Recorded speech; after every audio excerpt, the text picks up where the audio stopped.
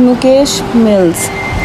یہ کہانی ایک ایسی فیکٹری کی ہے جو آج کی تاریخ میں ویران اور گنجان ہے۔ خستہ حال اور سالوں سے بند پڑی یہ فیکٹری پہلے کئی ہزار لوگ کام کیا کرتے تھے۔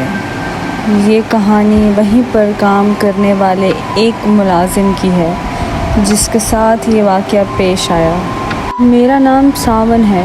میں نے کچھ مہینے پہلے ہی نیشنل انسٹیٹیوٹ آف انجینئرنگ سے اپنی ڈگری کمپلیٹ کی تھی اور اب جاب کے لیے کافی جگہ اپلائی کیا تھا۔ ایک دن مجھے مکیش ملز سے جاب کی آفر آئی۔ میں جاب کے لیے ڈیسپریٹ تھا، اس لیے میں نے جاب کے لیے ہاں کر دی۔ نارملی میری وہاں دن میں ڈیوٹی لگتی تھی، لیکن جو بندہ وہاں نائٹ میں ڈیوٹی کر رہا تھا اس کی اچانک طبیعت خراب ہو گئی، تو اس کی وجہ سے وہ ٹائمنگ مجھے اسائن کر دی گئی۔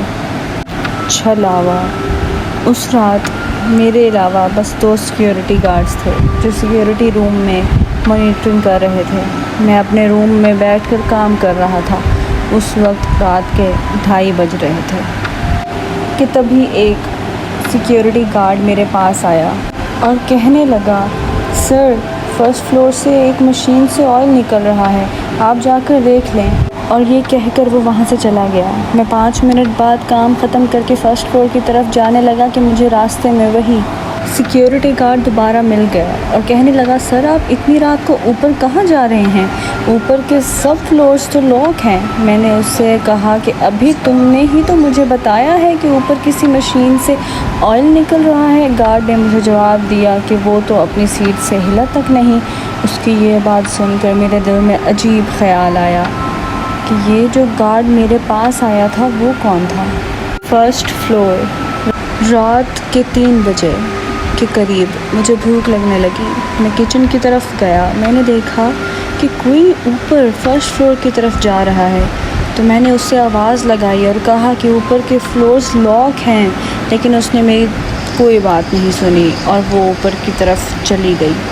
میں اس کے پیچھے پیچھے جانے لگا اور جیسے ہی میں وہاں پہنچا تو وہاں کوئی بھی نہیں تھا، یہاں تک کہ سبھی دروازے لاک تھے۔ اب مجھے ڈر لگنے لگا تھا اور میں سمجھ گیا تھا کہ کوئی گڑبڑ ہے۔ میں وہاں سے فوراً نیچے آ گیا اور اپنے کیبن میں آ کر بیٹھ گیا، اور تبھی ایک سیکیورٹی گارڈ میرے پاس مجھے سیکیورٹی روم میں لے جانے کے لیے آیا۔ اس کے چہرے سے صاف ظاہر ہو رہا تھا کہ وہ بہت ڈرا ہوا ہے۔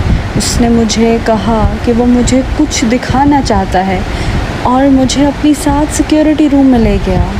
عورت، پھر وہاں جو میں نے دیکھا وہ دیکھ کر تو میرے رنگ اڑ گئے، خوف کے مارے سفید پڑ گیا ہو جیسے۔